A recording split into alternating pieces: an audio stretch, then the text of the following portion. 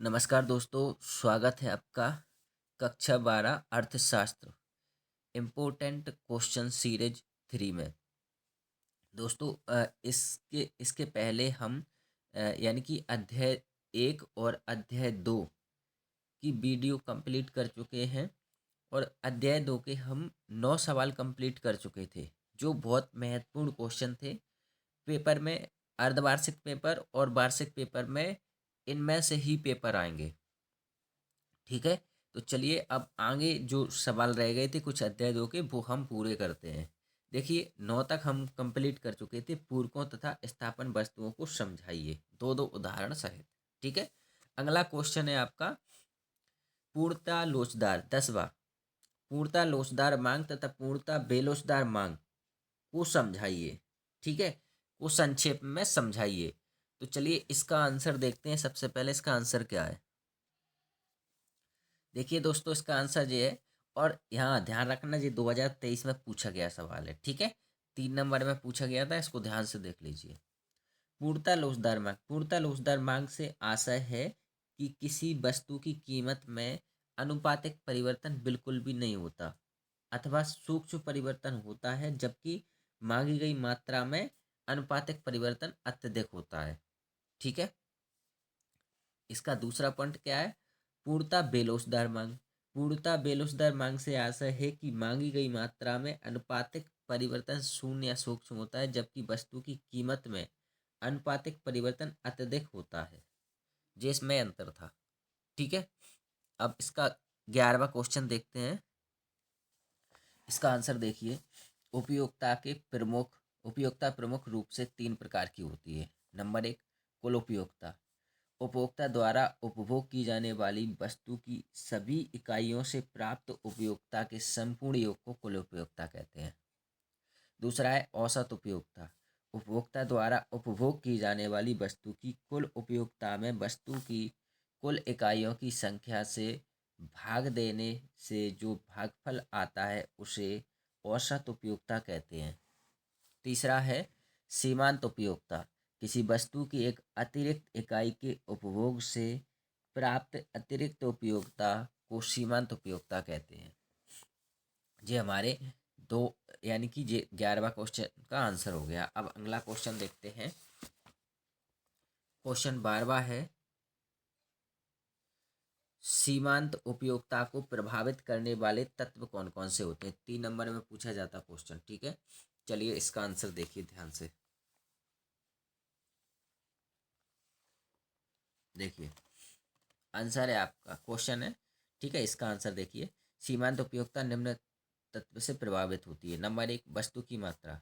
व्यक्ति के पास वस्तु अधिक मात्रा में है तो उनकी सीमांत उपयोगिता कम, तथा वस्तु कम मात्रा में है तो वस्तु की सीमांत उपयोगिता अधिक होगी। ठीक है, स्थापन वस्तुएं। किसी वस्तु की स्थापन वस्तु होने की दशा में वस्तु की सीमांत उपयोगिता कम होती है, जैसे चाय के स्थान पर कॉफी का प्रयोग। और जिन वस्तुओं की कोई स्थापन वस्तु नहीं होती है उनकी सीमांत उपयोगिता अधिक होती है। ठीक है, नेक्स्ट हेडिंग है व्यक्ति की आय। व्यक्ति की आय अधिक होने पर भी वस्तु की सीमांत उपयोगिता कम होती है, तथा व्यक्ति की आय कम होने पर वस्तु की सीमांत उपयोगिता अधिक होती है। ठीक है, एक क्वेश्चन का 12वें क्वेश्चन का आंसर हो गया। अब अगला देखते हैं। अगला क्वेश्चन है 13वां, सीमांत उपयोगिता एवं कुल उपयोगिता में अंतर। क्या है, सीमांत उपयोगिता एवं कुल उपयोगिता में अंतर 2023 में पूछा गया क्वेश्चन है। ठीक है, इसका आंसर देखिए। चलिए इसका आंसर देखते हैं। सीमांत उपयोगिता और कुल उपयोगिता। ठीक है, पहला है आशय।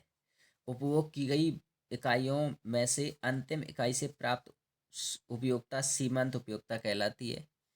इसमें कुल उपयोगिता में क्या होगा, उपभोग की जाने वाली समस्त इकाइयों की उपयोगिता का कुल योग कुल उपयोगिता कहलाता है। उपयोगिता का कम या अधिक होना, तो वस्तु का उपभोग बढ़ने से सीमांत उपयोगिता कम हो जाती है और वस्तु का उपभोग बढ़ने से कुल उपयोगिता बढ़ जाती है। मूल्य निर्धारण का मूल्य निर्धारण में योगदान। सीमांत उपयोगिता का मूल्य निर्धारण में महत्वपूर्ण योगदान रहता है। कुल उपयोगिता का मूल्य निर्धारण में कोई योगदान नहीं रहता है। नंबर 4 है पूर्ण संतुष्टि बिंदु पर स्थिति।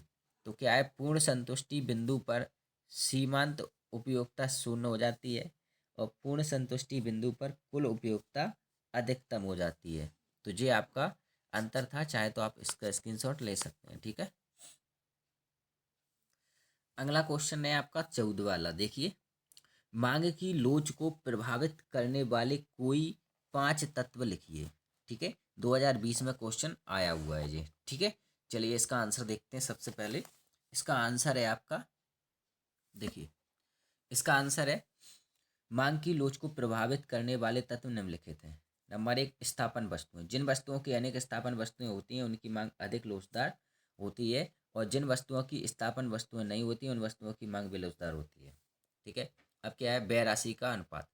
जिन वस्तुओं पर आय का अधिकांश भाग खर्च किया जाता है उन वस्तुओं की मांग की लोचदार होगी, और जिन वस्तुओं पर आय का थोड़ा सा भाग व्यय होता है उन वस्तुओं की मांग बेलोचदार होगी। ठीक है, अब तीसरा है वस्तु का स्वभाव। जो वस्तुएं जीवन के लिए अनिवार्य होती हैं उन वस्तुओं की मांग बेलोचदार होती है, यानी कि उनको खरीदना ही खरीदना है आपको। ठीक है, आरामदायक वस्तुओं की लोचदार तथा विलासिता की वस्तुओं की मांग अधिक लोचदार होती है। ठीक है, अगला हेडिंग देखते हैं। नेक्स्ट है, वस्तु के उपभोग को स्थगित करने की संभावना। इसका आंसर है, जिन वस्तुओं के उपभोग को थोड़े समय के लिए टाला जा सकता है उन वस्तुओं की मांग लोचदार होती है, जबकि उन वस्तुओं की मांग बेलोचदार होती है जिनके उपभोग को स्थगित नहीं किया जा सकता। ठीक है, नंबर 5 है, वस्तु के वैकल्पिक प्रयोग। यदि किसी वस्तु के एक से अधिक उपयोग हो सकते हैं तो उनकी मांग हमेशा लोचदार होगी, जैसे बिजली। ठीक है, अब अगला क्वेश्चन देखते हैं। क्वेश्चन नंबर 15 है, मांग को प्रभावित करने वाले कोई 5 तत्व लिखिए। देखिए जो क्वेश्चन इंपॉर्टेंट है, 23 में पिछली बार ही पूछा गया है आपसे। ठीक है, तो इसका आंसर देखते हैं। सबसे पहले हम इसका आंसर है, मांग को प्रभावित करने वाले प्रमुख तत्व निम्नलिखित हैं। नंबर 1, उपभोक्ता की आय। मांग को प्रभावित करने वाली प्रमुख बात उपभोक्ता की आय है।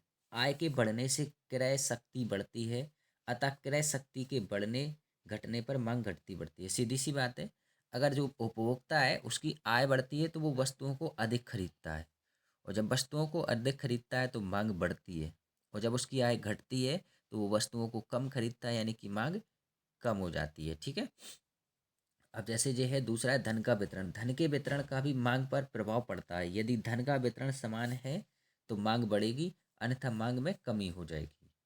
तीसरा है, उपभोक्ता की रुचि। मांग पर उपभोक्ताओं की रुचि का भी प्रभाव पड़ता है। जिन वस्तुओं के उपभोग के प्रति उपभोक्ताओं की रुचि बढ़ेगी, जिन वस्तुओं का फैशन बढ़ेगा उन वस्तुओं की मांग उत्तरोत्तर बढ़ेगी। ठीक है, जैसे कि क्या है, ऐसी वस्तुएं जिनको खरीदने में उपभोक्ता की बहुत ज़्यादा रुचि होती है तो उनकी मांग हमेशा बढ़ेगी। ठीक है, नंबर 4 है, भौगोलिक वातावरण।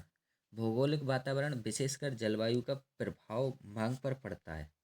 जैसे गर्मियों की अपेक्षा जाड़ों में गर्म कपड़े, गर्म खाना, गर्म पेय आदि की मांग बढ़ना।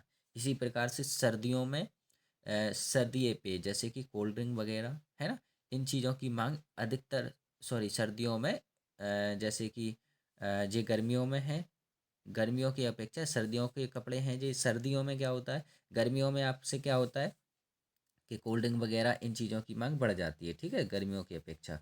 और वस्तुओं का मूल्य, जब किसी वस्तु के मूल्य में कमी आती है तब उस वस्तु की मांग में वृद्धि होती है, और मूल्य के बढ़ने पर मांग घटती है। ठीक है, तो ये आपके 15वें क्वेश्चन का आंसर हुआ। अगला क्वेश्चन नंबर 16 है, स्थापन एवं पूरक वस्तुओं में अंतर लिखिए। देखिए पिछली बार यानी कि 19 में आया जी, और 2023 में आया। ठीक है, इसका आंसर देखते हैं। इसका आंसर देखिए, सबसे पहला पहला पॉइंट क्या है, जब किसी वस्तु का प्रयोग किसी वस्तु के अभाव में किया जाता है तो उसे स्थापन वस्तुएं कहते हैं। जैसे चाय, कॉफ़ी, गुड़, चीनी आदि, यानी कि चाय की जगह पर कॉफ़ी का यूज कर सकते हैं, गुड़ की जगह पर चीनी का। इसी प्रकार से जब हम किसी वस्तु का प्रयोग दूसरी वस्तु के अभाव में नहीं कर पाते हैं तो उन्हें पूरक वस्तुएं कहते हैं। जैसे क्रिकेट बैट एवं बॉल, पेन एवं स्याही। मतलब एक वस्तु है दूसरी वस्तु अगर नहीं है तो उस एक वस्तु का भी यूज हम नहीं कर पाएंगे। ठीक है। दूसरा है, जब एक वस्तु का मूल्य बढ़ जाता है तो दूसरी स्थापन वस्तु की मांग बढ़ जाती है। ठीक है। और जब एक पूरक वस्तु की कीमत अधिक हो जाती है तो दूसरी पूरक वस्तु की मांग कम हो जाएगी। ठीक है। स्थापन वस्तुओं के मूल्य एवं मात्रा में धनात्मक संबंध होता है और पूरक वस्तुओं की कीमत व मात्रा में विपरीत संबंध होता है। ठीक है। स्थापन वस्तुएं कभी भी एक दूसरे पर निर्भर नहीं रहती हैं और पूरक वस्तुएं सदैव एक दूसरे पर निर्भर रहती हैं। अगला है, स्थापन वस्तुओं का प्रति मांग आड़ी मांग वक्र का ढाल धनात्मक होता है और इसमें पूरक वस्तुओं की प्रति मांग यानी कि आड़ी मांग वक्र का ढाल ऋणात्मक होता है। ठीक है। अब अगला देखें। अगला क्वेश्चन है और लास्ट क्वेश्चन है, व्यक्तिगत मांग और बाजार मांग में अंतर लिखिए। 2019 में पूछा गया आपसे। ठीक है। चलिए इसका आंसर देखते हैं। इसका आंसर है व्यक्तिगत मांग और बाजार मांग। पहला पॉइंट, व्यक्तिगत मांग वह मांग है जो अन्य बातें समान रहने पर किसी वस्तु की कीमत तथा व्यक्ति द्वारा खरीदी गई मात्रा के संबंध को दर्शाता है। ठीक है।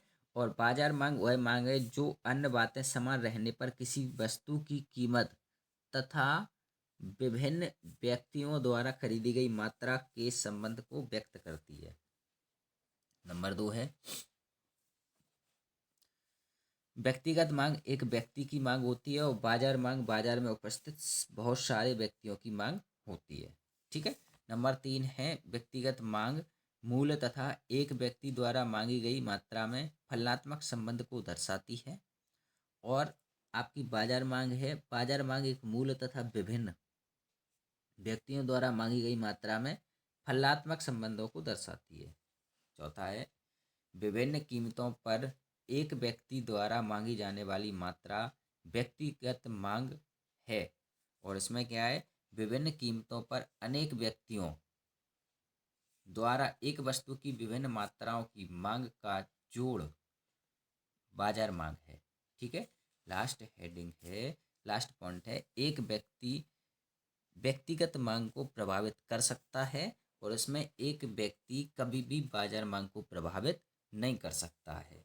तो ये आपके क्वेश्चन थे जो इतने क्वेश्चन करना। अच्छा, 2 अध्याय से इससे ज़्यादा क्वेश्चन नहीं करना। और देखिए 17 हमने इसलिए किए क्योंकि इसमें 15 नंबर का आना है। मैं आपको बता दूं, देख लीजिए, इसमें से टोटल 15 नंबर का आना है। और अगर आप कहें तो मैं ब्लू प्रिंट दिखा देता हूँ। देखिए, ये ब्लू प्रिंट देखिए, टोटल आना 15 नंबर का। कितने का आना है? 15। अब इसमें मैंने वो सारे क्वेश्चन करवा दिए जो इसमें दिए रखे हैं। और जो ब्लू प्रिंट तैयार करती है, जो बोर्ड तैयार करता है, वो इसी की हिसाब से करता है और इसी में से पेपर आएंगे। इसके अलावा पेपर नहीं आएंगे। ध्यान रखना, पेपर में आपका क्वेश्चन इसके अलावा नहीं आएगा जो इसमें पॉइंट दिए रहते हैं। तो मैंने इन्हीं का एनालिसिस करके आपका पेपर बनाया है। आप निश्चिंत रहें, बढ़िया से पढ़ते रहें और जो क्वेश्चन मैं बता रहा हूँ इनको कंप्लीट करते रहें। आपका 100% इनमें से क्वेश्चन बाहर नहीं जाएगा। ठीक है। चलिए, तो यहाँ तक वीडियो अच्छी लगी है तो लाइक कर दीजिए और चैनल को सब्सक्राइब कर दीजिए और अपने दोस्तों को शेयर ज़रूर करना। और अगली वीडियो में मिलते हैं हम अध्याय नंबर 3 में। ठीक है। चलिए, धन्यवाद।